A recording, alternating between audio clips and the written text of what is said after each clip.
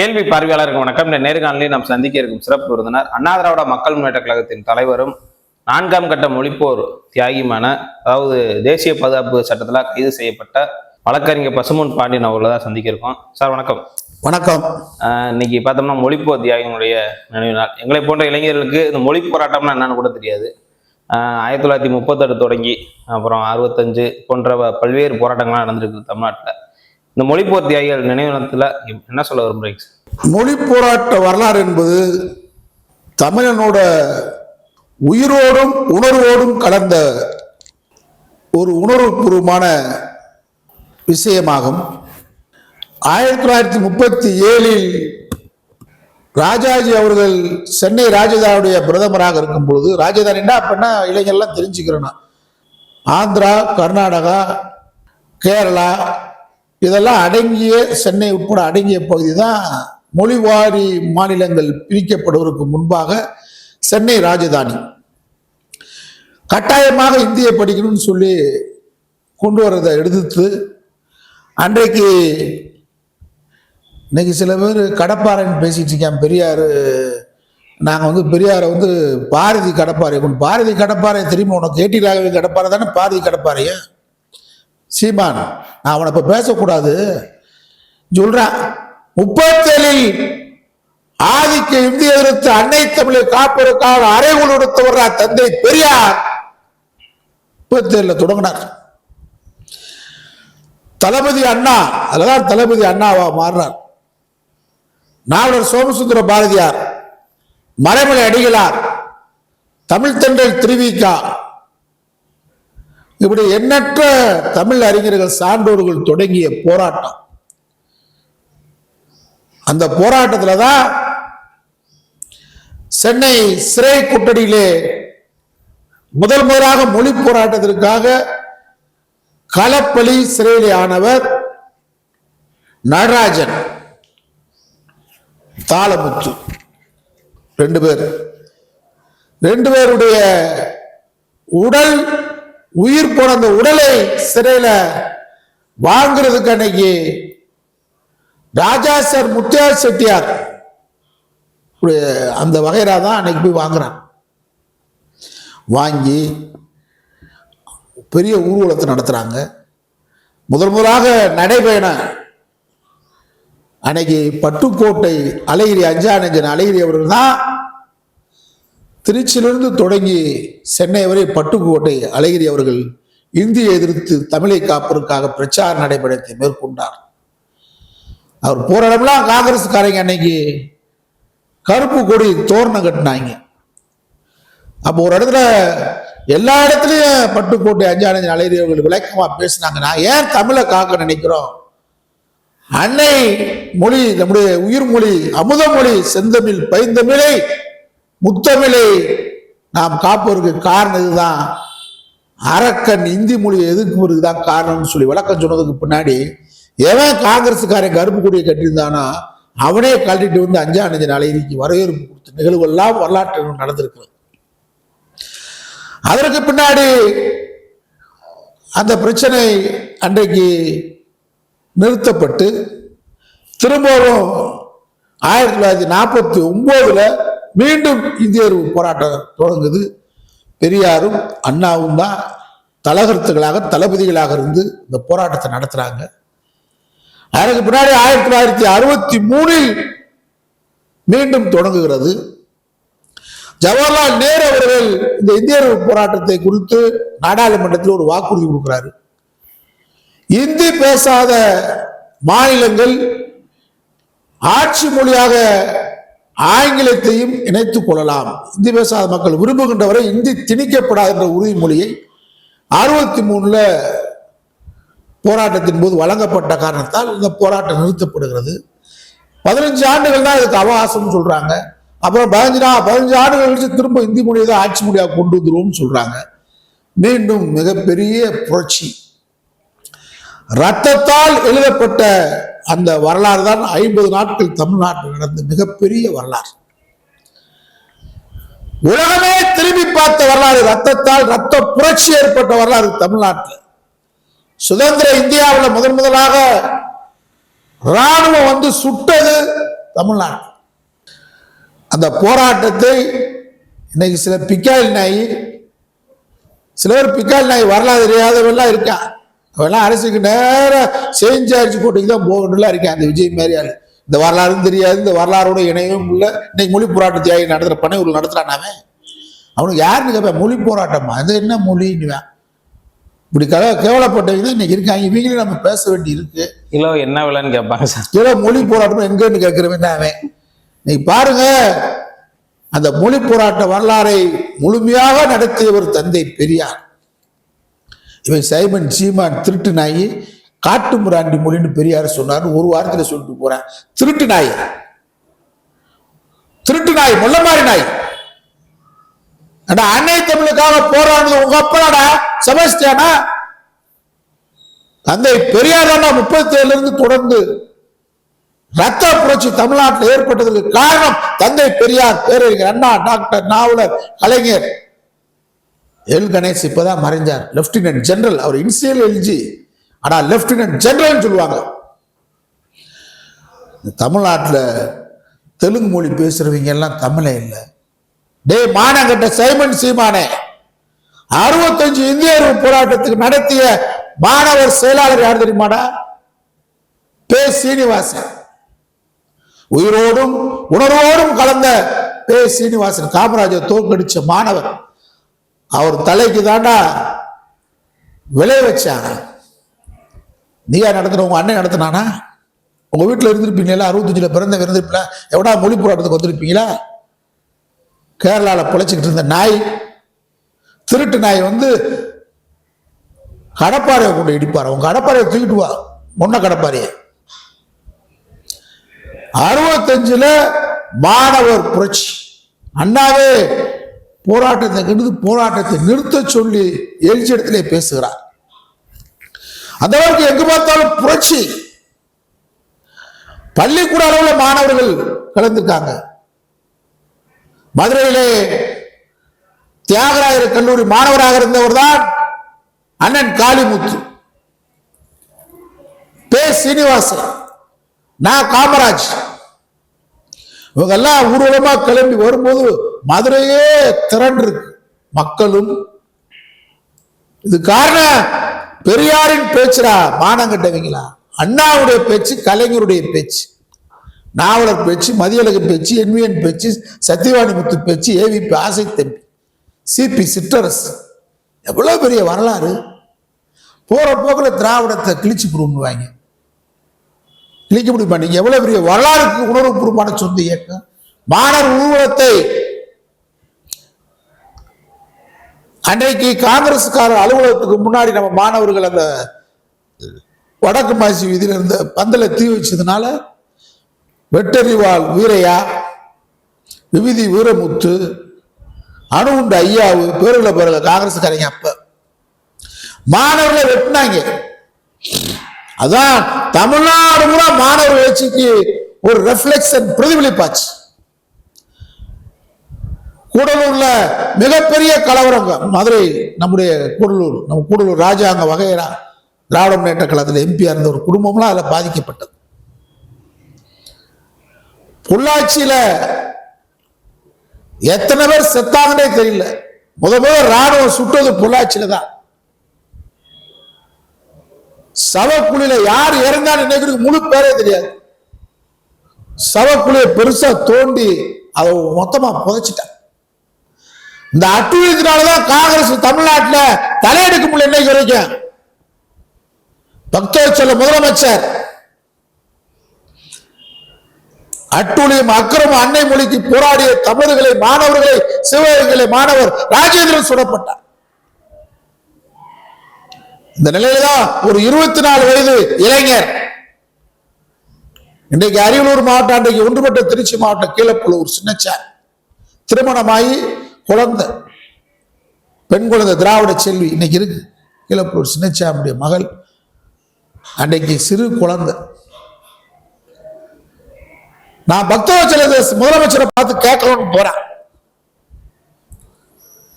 தெற்கே ஒரு பயணத்துக்கு போயிட்டு வந்த முதலமைச்சர் மாம்பழம் ரயிலடியில் இறங்குறார்.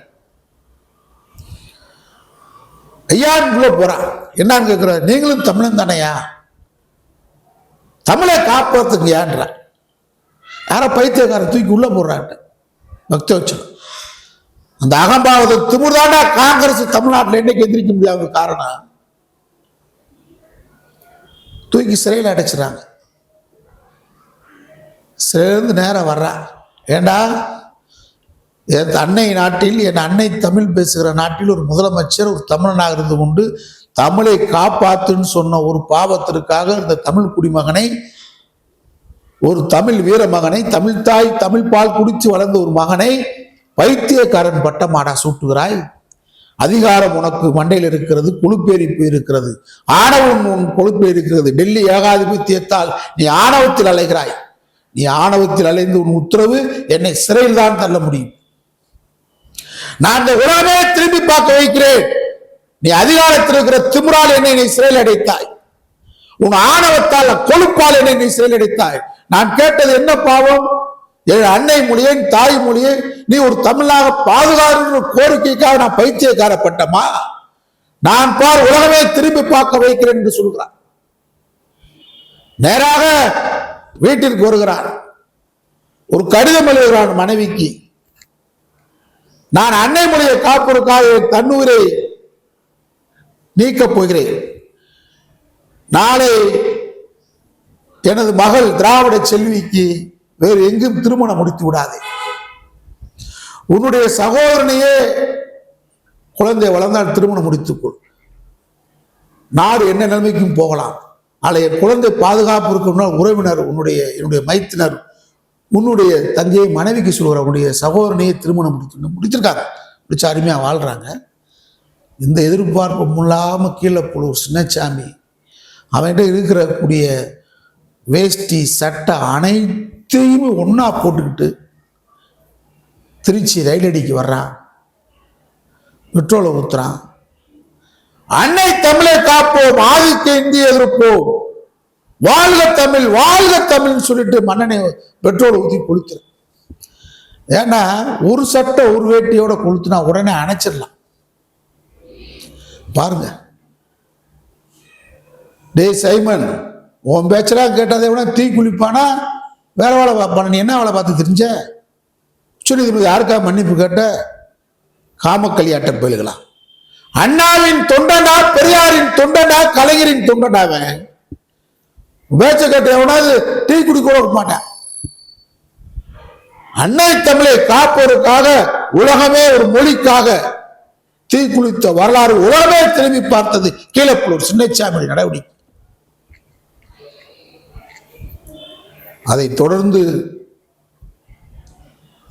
ஆசிரியர்கள், சாரங்கபாணி மாணவர், சிவலிங்கம், அரங்கநாதன், சண்முகம் தொடர்ச்சியாக விஷ மருந்து உண்டவர்கள், தீக்குளித்தவர்கள். வியட்நாமிலே புத்த பிட்சுகள் மதத்திற்காக தீக்குளித்ததாக மியான்மரிலே கேள்விப்பட்டிருக்கிறேன். வரலாறுல மொழிக்காக தன் உயிர் தேக்கு மர உடலை தீ வைத்து தன் உயிர் தந்து தமிழை காப்பதற்காக கீழப்பலூர் சுன்னச்சாமி தொடங்கி உயிர் நீத்த அத்தனை மாவீரர்களுக்கும் எனது சார்பாகவும் அண்ணா திராவிட மக்கள் முன்னேற்ற கழகத்தின் சார்பாகவும் செம்மார்ந்த வீர வணக்கத்தை நான் சொல்லிக்கொள்ள கடமைப்பட்டிருக்கிறேன். புரட்சி கவிஞர் பாரதிதாசன் சொல்லுவார், தமிழாய்ந்த தமிழ் மகனே, தமிழ் மொழி அழிக்க துடிக்கிறார்கள், நீ சாகாதே, உன்னை சாகடிப்பவனே நீ சாகடி. நாங்கள் கீழப்பலூர் சின்னச்சாமி தந்த உரத்தில் இருந்து பேசுகிறோம். ஒன்றிய அரசு தொடர்ச்சியாக எங்கள் அன்னை மொழி அழிப்பதற்காக வழக்கொழிந்த மொழி சமஸ்கிருதத்தையும் இந்தியும் தொடர்ந்து பல்வேறு வகையாக திணிக்க நீ நினைத்துக் கொண்டிருக்கிறாய். நான் பலமுறை எச்சரித்திருக்கிறேன். தமிழ்நாடு இந்திய எதிர்ப்பு போரில் அன்னை மொழியை காப்பதில் நாங்கள் நீர் ஊத்த நெருப்பாக இருக்கிறோம். இங்கே மீண்டும் நீ இந்தியை தான் திணிப்போம் என்று சொன்னார், சமஸ்கிருதத்தை திணிப்போம் என்று சொன்னால், உடைய RSS அஜெண்டாவை, பாஜகவுடைய கொள்கையை பல்வேறு தேசிய இன, மொழி, கலாச்சாரம் கொண்ட பல்வேறு தேசிய இனங்கள், வேறுபாடுகள் நிறைந்த ஒரு கண்டம் தான் இந்தியா. இந்தியா என்பது ஒரு நாடு அல்ல. மோடி, அமித்ஷா கூட்டம், ஆடிட்டர் குறுமுறுத்து வகரா கூட்டம் உணரணும். இந்தியா ஒரே கலாச்சாரம் கிடையாது. ஆர்.என். ரவி, பாரதம் மயிறு, பாரத, எங்கள் திராவிடம் தமிழர். நாங்கள் இங்கே ஒன்றியத்தில் ஒரு தேசிய இனம் இருக்கிறோம். இந்த தேசிய இனத்திற்கு பெரும்பான்மையான இந்தி தேசிய இனம் எங்களுக்கு ஒரு ஆபத்து என்று சொன்னால், நாங்கள் இந்திய தேசியத்திலிருந்து, இந்து தேசத்திலிருந்து, இந்தி தேசத்திலிருந்து வெளியேறுவோம். தனித்தமிழ்நாடு கேட்க வேண்டிய சூழ்நிலையை உருவாக்காது. அண்ணா சொன்னார், திராவிட நாடு கேட்பதற்கான காரணங்கள் அப்படியே இருக்கிறது. சீன படையெடுப்பின் போது நாட்டின் ஒற்றுமை கருதி நாங்கள் திராவிட நாடு கொள்கையை கைவிடும் என்று சொன்னார். ஆனால் காரணங்கள் கூடிக்கொண்டிருக்கிறது. இங்கே இந்துதான், இந்துத்துவா தான் இந்தியா என்று சொன்னால், அந்த இந்துத்துவா இந்தியாவில் தமிழ்நாடு இருக்காது. எச்சரிக்கை. நாங்கள் கீழப்புலூர் சின்னசாமியுடைய உதிரத்திலிருந்து, அவன் சிந்திய ரத்தத்திலிருந்து, அவன் என்ன உணர்வுக்காக போராடினான், அந்த உணர்வு சொல்கிறோம். நாங்கள் சின்னச்சாமி மாதிரி எரிய மாட்டோம். எங்கள் மொழியை அழிக்க நினைக்கும் எரிப்போம். எச்சரிக்கை. இதுதான் நாங்கள் மொழிப்போர் தியாகி தினம் வீர வணக்க நாளில் வீர சபதம் எடுக்கிறோம். எங்கள் இளைஞர்களுக்கு சொல்லுகிறோம், மொழி எங்கள் விழி. எங்கள் விழியை பறிக்க நினைத்தால் உன் உயிர் போகும். இந்த தேசம் ஒன்றுபட்டு இருக்க வேண்டும் என்றால் இந்தியை திணிக்காது, சமஸ்கிருதத்தை திணிக்காது. இந்த தேசம் ஒன்றுபட்டு இருக்க வேண்டும் என்று சொன்னால் இந்துத்துவாவை திணிக்காது. நாங்கள் பல்வேறு தேசிய இனங்கள் உள்ளடக்கிய இந்த இந்திய ஒன்றியத்தில் இருக்க விரும்புகிறோம். நாங்கள் இருக்க வேண்டுமா வேண்டாம் என்பது முடிவு செய்ய வேண்டியது இந்துத்துவா, இந்தி சமஸ்கிருதவாதி. நீ ஒரு தவறான கலாச்சாரத்தை தமிழ்நாட்டில் பரப்புறீங்க, அதற்கு தவறான சில பேரை கையில் எடுக்கிறீங்க. எவ்வளவு கேவலமா சிபிஐ கையில வச்சுக்கிட்டு, வருமான வரித்துறையை கையில வச்சுக்கிட்டு, தணிக்கைத்துறையை கையில வச்சுக்கிட்டு தமிழ்நாட்டில் ஒரு அசிங்க பிறவிகளை, அவமான பிறவிகளை, ஈனப்பிறவிகளை, இழிபிறவிகளை, முள்ளமாரிகளை, முடிச்சவைகளை, தன்மானம் இல்லாதவைகளை அப்படி ரத்தத்தவா தேடி பிடிக்கிற எடப்பாடி பழனிசாமிக்கு மொழி போராட்டம் தெரியுமா? கீழப்புலூர் சின்னசாமி வரலாறு தெரியுமா? மொழி போராட்ட வரலாறு தெரிஞ்சிருந்தா டெல்லிக்காரை நம்முடைய மொழியை அழிக்கிறவங்கிட்ட போய், நம்முடைய கலாச்சாரத்தை அழிக்கிறவங்கிட்ட போய், நம்முடைய திராவிட இயக்கத்தை அழிக்கிறவங்கிட்ட போய் மண்டிட்டு கிடக்கிற மானங்கட்ட எடப்பாடி பழனிசாமியை மொழிப்போர் தியாகிகள் மன்னிக்க மாட்டாங்க. ஒவ்வொரு நிமிடமும் ஒன்றிய அரசு நம்முடைய இந்தியை திணிக்க நினைக்கிறான். அதற்கு வாசல் கதவை திறந்து விடுவதற்கு எடப்பாடி பழனிசாமி என்ற எட்டப்பனை மொழிப்போர் தியாகி தினத்தில் நாம் ஒழிக்கப்பட வேண்டிய நபர் என்று சபதம் எடுக்கிறோம். அதை விட கேவலமா டிடிவி தினகரன் போய் டெல்லிக்காரன் காலில் விழுந்து அவனை இங்க நம்முடைய மொழியை அழிக்கிறதுக்கு, நம்முடைய கலாச்சாரத்தை அழிக்கிறதுக்கு, நம்முடைய தமிழ் பண்பாட்டை அழிக்கிறதுக்கு துடிக்கக்கூடிய அமித்ஷாவை இங்கே வாசக்கதவை திறந்து விட்டு கூட்டு வரவே ஒழிக்கக்கூடிய நபர் டிடிவி தினகரன். அதை விட மோசம் இந்த ஜோசப் விஜய். உன்னை அடிக்கிறான். எவ்வளவு கேவலமான பிறவி இருக்காங்க பாருங்க. அன்னை மொழியை காப்பிருக்க சாதாரண ஒரு கீழப்புலூர் சின்னசாமி, பொருளாதாரம் பின்தங்கியவன், அன்றாட வேலை பார்த்து பிழைக்கக்கூடியவன், அவன் எவ்வளோ உணர்வு, அந்த உணர்வுல துப்பு கட்டவங்களா, மானம் கட்டவங்களா? ஏன்னா அந்த உணர்வுல ஒரு தணிக்கை குழு படத்தை வெளியிட மாட்டேன்னு சொல்றான், தடை பண்ணி வச்சிருக்கிறான். தமிழ்நாட்டுடைய முதலமைச்சர் ஒரு பண்பாடு காப்பதற்காக டிவிகேவா டிஎம்கேவான்ற, ஆனா அவர் மேல எனக்கு வருத்தம், நம்முடைய முதலமைச்சர் மேல. ஆனா அவர் ஜனநாயகத்தின் குரலாக இந்த படம் வெளியிடறதுக்கு சென்சார் போர்டை கையில வச்சுக்கிட்டு அதையும் பாஜக உட்புரிய வச்சு மிரட்டுறன்றத அறிக்கை கொடுத்தாரு. ஏண்டா உன்னை அடிக்கிறவன என்னை அடிக்கிறான் ஏண்டா சொல்ல மாட்டேன்றீங்க? டெல்லி போற 6 மணி நேரம் உன்னை உட்கார வைக்கிறதுக்கு என்னடா? ஒரு கீழப்புலூர் சின்னசாமி அவனுக்கு இருந்த உணர்வு, தன்மான உணர்வு வேணாமாடா? 12 பேரை உட்கார வைக்கிறான். 8000 காவல்துறை பாதுகாப்பு கொடுத்தாராடா முதலமைச்சர், திராவிட மாடல் முதலமைச்சர் கரூர் கூட்டத்திற்கு. நீ போனோன்னு கரூர்ல இருந்து போன அந்த கூட்டத்தில் யாருக்கு நன்றி சொன்ன? நீ அவன் வீடியோவை திரும்பி பாரு. நான் அந்த விஜய் ரசிகர்களை கேட்கிறேன், மனசாட்சியோட 8000 காவல்துறை போட்டு புறவழிச்சாலிருந்து அந்த மேடைக்கு அனுப்பிச்சு விட்டு ஏறணும்னு விஜய் நான் காவல்துறை இல்லாட்டின்னு அந்த இடத்துக்கு நான் வந்திருக்க முடியாது, தேங்க்ஸ் காவல்துறைக்கு, குறிப்பாக கரூர் மாவட்ட காவல்துறைக்கு நன்றின்னு சொன்ன நன்றி கெட்ட நாயே. உன்னை பிஜேபி அழிக்கிறான், கொள்கை எதிரின்னு சொல்ற. நீ மற்ற கொள்கைலாம் எதிர்த்து பேச வேணாம்டா. தொழிலாளர் விரோத சட்டம், முக்தாலா சட்டம், இதெல்லாம் உனக்கு மண்டையில ஏறாது. மண்டையில களிமண் வச்சிருக்கிறப்ப உங்க ரத்தம் உதயகுமார், இந்த டிடிவி தின ரத்தத்துல ஒரே குடுவையில் வைக்க முடியாது. எதிர்காலத்தில் இந்த ரத்தத்துக்கு பிறந்த எவனா இருந்தாலும் உன உயிரோடு வச்சிருக்காங்க, கொன்றுங்க தாய்மார்கள். இப்படி ஒரு புலப்பாடா? நீ வாழ்றதுக்காக உன் தனிக்கு உன் ஜனநாயகம் படம் 500 கோடி ரூபாய்க்கு 10,000 கோடி சம்பாதிச்சுட்டு போறதுக்கு நீ போய் மானம் கட்டு. இதுக்கு என்னடா பொழப்பு? இது என்னடா கட்சி உங்களுக்கு? அவன் பின்னாடி 4 பேர் போறாம இருங்க. அவனை அடிக்கிறான் பிஜேபி, உன்னை அடிக்கிறான். 8000 போலீஸ் பாதுகாப்பு கொடுத்து ஒரு அரசியல் கட்சி நிகழ்வில் நடந்திருந்து இப்படி சம்பவம் நடந்திருந்தால் அந்த தலைவருக்கு எவ்வளவு வேதனை இருக்குன்னு எனக்கு தெரியும் சொன்ன முதலமைச்சரே நீ நான் மிஸ்டர் அங்கிள், இப்ப மோடி அங்கிள் சொல்ல மாட்டேன்ற, இல்ல மோடியை தாத்தான்னு கூட சொல்றா வயசுக்கு. மானகட்ட பேல இவனே காப்பாத்திக்கிற முடியாதவன் உன்னை அடிக்கிறான்னு சொல்ல மாட்டேன்ற. உன் பணத்தை வெளியிட மறுக்கிறான், அவனை சொல்ல மாட்டேன்ற. உன்னை கொண்டு போய் கரூர் வழக்குல சிபிஐ வழக்குல உட்கார வச்சு மிரட்டிட்டு இருக்கான். என்ன சிபிஐக்கு பயந்து தமிழ்நாட்டில் ஒரு கூட்டணியாடா? இதுக்கு ஓட்டு போட்டவன மனுஷனா மதிக்கலாமாடா? இவங்கெல்லாம் எப்படா மக்களை காப்பேன்? இன்னைக்கு முதலமைச்சர் சொல்லியிருக்கிறார் மொழி போட்டி தினத்துல, இந்த ஸ்டாலின் ஆட்டம்லாம் நடக்காது, இந்த சலசலப்புக்கெல்லாம் நாங்க அஞ்ச மாட்டோம், எத்தனையோ சோதனையை தாண்டிதான் இந்த ஸ்டாலின் நிக்கிறேன், சித்தாந்த ரீதியாக பாஜகவை வீழ்த்துவோம் வரட்டும் சொல்றாரா? அந்த ஆண்மகன் முன்னாடி ஒவ்வொரு தமிழ் மகனும் நிக்கணும்.